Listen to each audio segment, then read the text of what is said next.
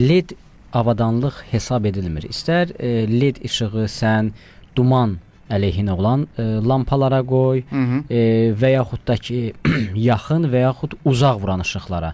LED adi cihazdır, yəni işıq cihazı gedir və buna görə 150 manat cərimənin tətbiq edilməsi biraz düzgün deyil. Niyə? Çünki həm yol hərəkəti haqqında qanunda səhv etmirəmsə 73-cü maddə idi, həm bir saylı əlavə, həm İnzibati Xətalar Məcəlləsinin 329-cu maddəsi, həm 342-ci maddəsində Bəli. bu işıqlarla bağlı belə bir yazı var. Xarici işıq cihazları. Aha. Bu o deməkdir ki, sürücü avtomobildə hər hansısa bir dəyişiklik edirsə lampada, Bəli. bu cihaz gedir. Xarici işıq cihazı gedir. Yəni sən LED lampanı halogenlə əvəz edirsən, halogeni LED-lə, bi-LED-lə və yaxud da ki ksenonla fərq etməz.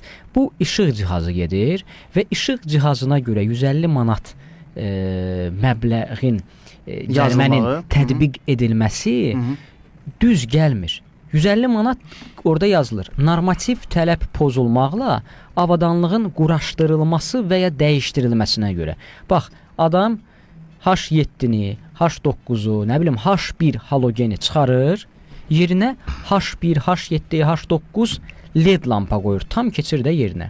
Sadəcə bayaqlar Zöhrab bəy dediyi kimi LED lampa işığı gür olduğu üçün onu tənzimləyə bilməsə əgər usta işığını maksimum 50 manat cərimə tətbiq edilə bilər. Yəni buna görə maşının duracağa yerləşdirilməsi, 150 manat cərimənin tətbiq edilməsi biraz düzgün deyil. Bir cihaza avadanlıq kimi cərimə yazılırsa, bu artıq qanuna ziddir. Nəyə görə? Çünki cihazla avadanlığın texnologiya aid olan, lakin fərqli mənaları daşıyan iki anlayışdır. Gəlin görək cihaz nədir? Cihaz müəyyən bir funksiyanı yerinə yetirmək üçün nəzərdə tutulmuş texniki vasitə və ya mexanizmdir. Məsəl üçün qalagen, LED, lupalı LED, bi-LED və s.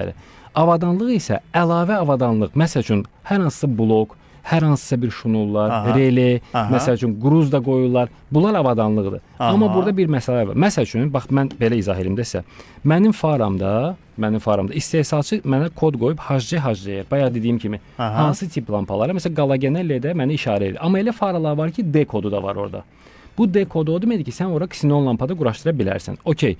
Mən nə edirəm? Əgər məndə D kodu varsa, mən qalageni çıxardıram, LED yox, ksenon qoyuram. Amma ksenon belə bir işıq cihazıdır ki, o avadanlıqsız işləmir. Çünki onun bloku var. Bəli. Mən nə edirəm? Mən onu quraşdırıram və avadanlığını ya atıram faranın içinə. Bəli.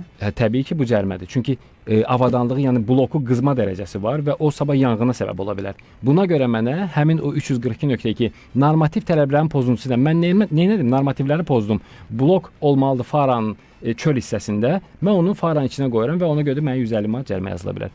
Və yaxud da ki, mən əllərim o bloku bir kuza hissəsinə bağlayıramsa, onun naqillərini səliqəli şəkildə aparıramsa, deməli mən heç bir normativləri pozmuram. Nə olsun ki, mən avadanlığı qoşmuşum? Çünki mənə istehsalçı ona icazə verir.